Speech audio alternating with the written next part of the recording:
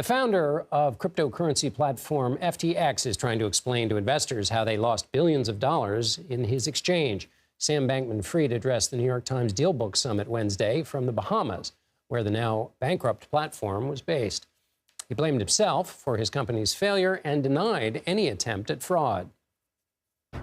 I made a lot of mistakes or things I would give anything to be able to do over again. I didn't ever try to commit fraud on anyone. I was excited about the prospects of FTX a month ago. One unbelievably important area that we completely failed on, and that was risk. That was risk management. That was, customer position risk. For more on this, I'm joined by Jim Baer. He is the president of CMBG Advisors, a restructuring firm. Jim, listening to Sam Bankman-Fried just then, does saying that you didn't ever try to commit fraud get you off the hook at all? Absolutely not, John. I was caught by the same statement that he made. In these situations, he's being managed by PR people and lawyers, and they realize that they need to get out in front of this, and there has to be taking some responsibility for what went on. But by the same token, they don't want to come out and obviously admit to fraud or criminal activity. And so he's obviously dancing around that issue. And yet he said let me ask you, when he said he failed on risk management, isn't that kind of a core requirement for a financial exchange? And therefore, isn't that a kind of admission? Yes, John. But remember, the key is he's looking out for himself right now. And he's got a team of people that work with him that were managing these companies. And he had an international operation and he had a domestic operation. And in both regards, he had lawyers and accountants and other people around him that were supposed to, quote, protect his back. So the real question is, what did he know and how much responsibility is he going to take versus pinning this on the people that work for him?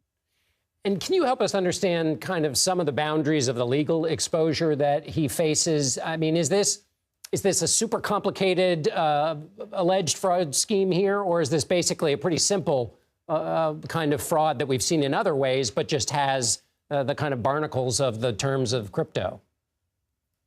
So I think it's too early to say how complicated it is.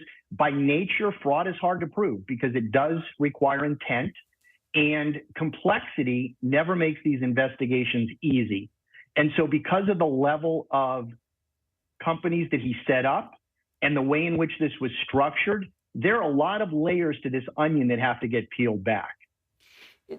So, thinking back to the mortgage-backed security crisis and the various failures of 2007 to 2009, there were not massive busloads of people going to jail. Is there a chance that in this case, even though these losses are gargantuan, that there may be nobody going to jail and no big penalties? That's certainly possible. However, I think this has been building for a long time. If you go back to the 2008 crisis, and even if you look at Obama's book, he even in his own book says, one of the things looking in hindsight was we should have held more people accountable.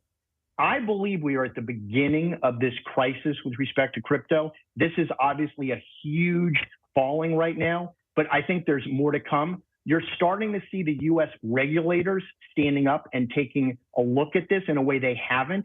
There's really been a kind of stand back approach to crypto. But when you have this many people hurt, I think it's time that the regulators get involved, and I think you will see some accountability because I think the American people are going to demand it. Right. So as a last question, Jim, John J. Ray III, who helped manage Enron, I think that was back in 2001, after its collapse, he's now taken over as CEO of FTX. He said the situation is unprecedented.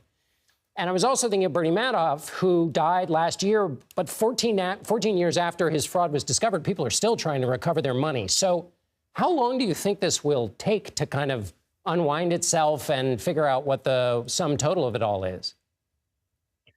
It's a good question, John. It's going to take time. Obviously, people want to get this resolved sooner rather than later. And when you're in these crisis situations, and I deal with creditors who have lost money all the time, and I always tell people, you over-communicate, you control expectations, and you don't overpromise.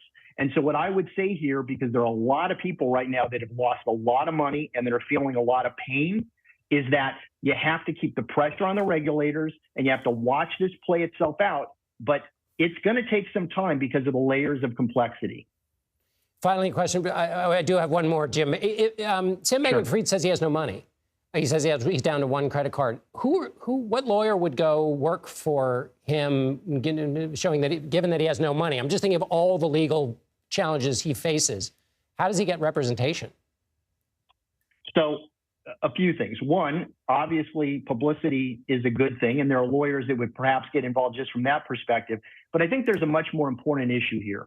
There's a board of directors. There's presumably insurance involved. There are several other constituencies that have a lot at stake here. A lot of lives and careers are going to be ruined by this. And so there's plenty of people, legally and otherwise, that have an interest in making sure he gets proper defense. Oh, that makes tremendous sense. Jim, thank you so much for helping us out with all that. We appreciate it. Our pleasure.